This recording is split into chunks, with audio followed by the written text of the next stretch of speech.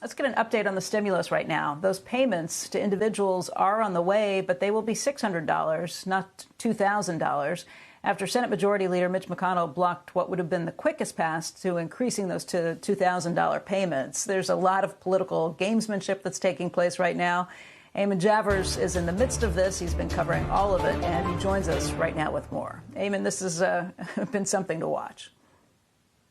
Yeah, it is, Becky. The good news here is that Treasury says it's be able to begin direct deposits on the $600 checks you just mentioned. So that process is underway. The direct deposits are happening. The paper checks will happen as well. But in terms of that increase from $600 to $2,000, that's something that the president announced that he, in fact, supported. Democrats said, OK, if you support it, we'll pass it. They moved it through the House of Representatives with a 2/3 majority, with a bunch of Republicans voting with the Democrats because President Trump had encouraged them to. All of that gave Senator Chuck Schumer, the Democrat in the Senate, the idea that he might be able to bring that directly to the floor yesterday. He tried to do that, and Mitch McConnell, the Republican leader there, blocked him. Senate Republicans do not like the idea of these $2,000 checks. They've said that they think it's too much money, especially in a time of deficit spending, so there are concerns around that. McConnell saying, though, that he's got a new plan.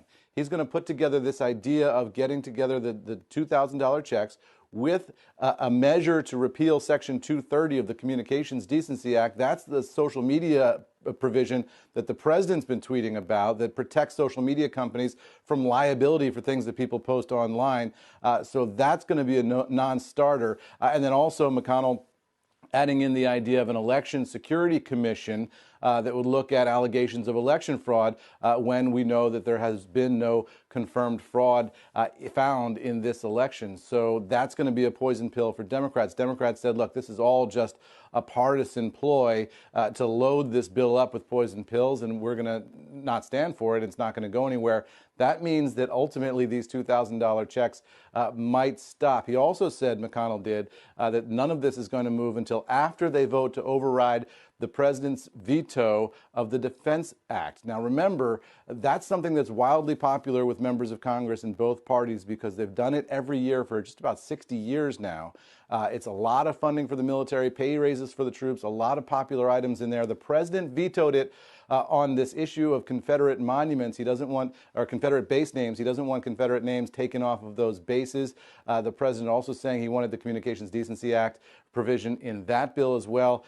Republicans moving to override him in the House. They're likely to move to override him in the Senate. So there's a lot of cross-cutting politics here that we haven't really seen in a while, with the president now getting crosswise with Republicans in the Senate on a couple of different issues here. And you can sort of feel President Trump losing his grip on those Senate Republicans as they say, you know what, we're going to chart our own course here on the $2,000 checks and on this defense bill, guys.